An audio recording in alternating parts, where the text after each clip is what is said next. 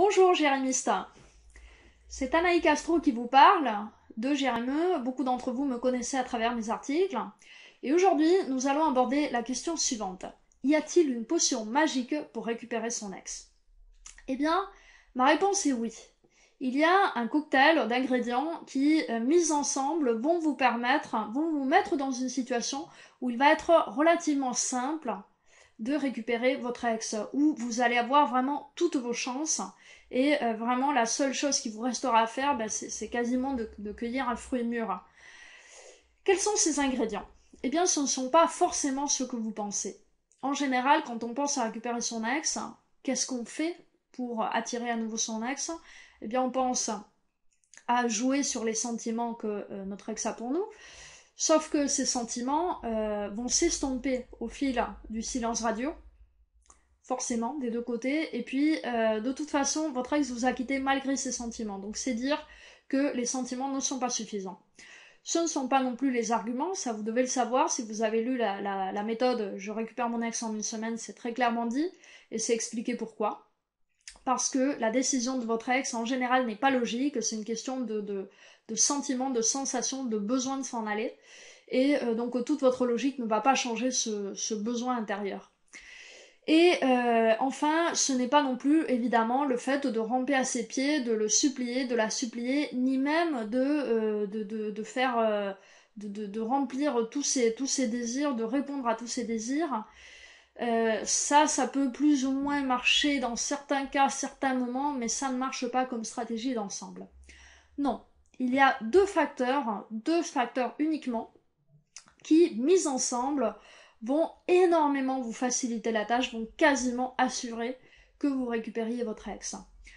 Le premier facteur, c'est de réapparaître dans la vie de votre ex dans un moment où il ou elle a envie d'être en couple et ne trouve pas avec qui. Ça, c'est extrêmement important. Le deuxième facteur, évidemment, c'est qu'à ce moment-là, au moment où vous réapparaissez dans la vie de votre ex et où votre ex a envie d'être en couple et ne trouve pas avec qui, eh bien, que vous apparaissez comme une solution. Autrement dit, que ça se passe bien, qu'il n'y ait pas tous les problèmes qu'il y avait la fois précédente. Dites-vous bien une chose, c'est que au moment où votre ex a quitté, vous a quitté, il ou elle pensait, dans certains cas, il ou elle vous a quitté pour quelqu'un d'autre. Dans d'autres cas, votre ex n'avait pas envie d'être en couple à ce moment-là, on avait marre des relations amoureuses. Et dans d'autres cas, votre ex vous a quitté en pensant que l'herbe serait plus verte ailleurs et qu'il serait très simple, très facile de retrouver quelqu'un avec qui votre ex se sentirait mieux. Mais tôt ou tard, votre ex va forcément se rendre compte que l'herbe n'est pas si verte que ça ailleurs et que trouver un partenaire ou une partenaire avec qui on ait vraiment une très très belle relation, eh bien ce n'est pas si simple que ça. Et c'est à ce moment-là que vous pouvez apparaître. Je vous assure que si au moment où votre ex se rend compte combien c'est lourd la solitude et le célibat, si à ce moment-là vous apparaissez et ça se passe bien, et la relation est agréable, et vous avez une belle complicité, et ainsi de suite, là votre ex va commencer à se dire mince, je ne reviendrai pas avec la personne avec qui j'étais, mais avec cette personne-là, franchement, est-ce que ça serait une si mauvaise idée que ça de reformer le couple? Voilà, donc tout ça c'est très joli, mais comment est-ce qu'on fait dans la pratique? Parce que bon, ça semble évident. On attend que son ex on attend le moment où son ex n'a personne d'autre, et le moment où son ex on a un peu marre finalement de son célibat, et à ce moment-là, on réapparaît. D'accord, tout ça c'est très simple. Mais dans la pratique, on se dit, il y a plein d'inconvénients. Qu'est-ce qui se passe si votre ex a déjà trouvé quelqu'un d'autre? Qu'est-ce qui se passe si pour l'instant il ou elle a envie d'être seul?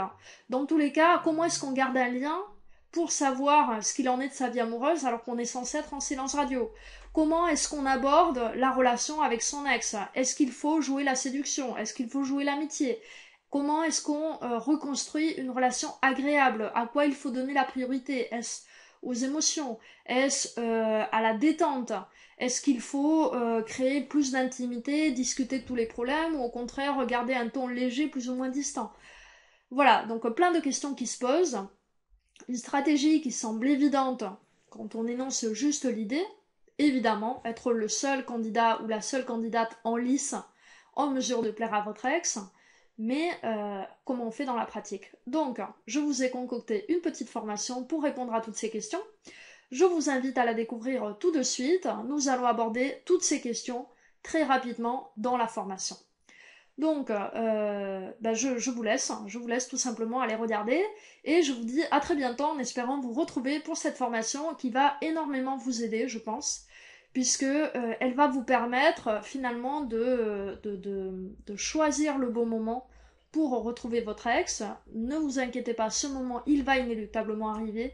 La question, c'est d'être prêt, d'être prête pour le jour J, pour saisir l'occasion au vol, et donc reconquérir votre ex au moment où elle est, entre guillemets, le plus vulnérable à vos charmes.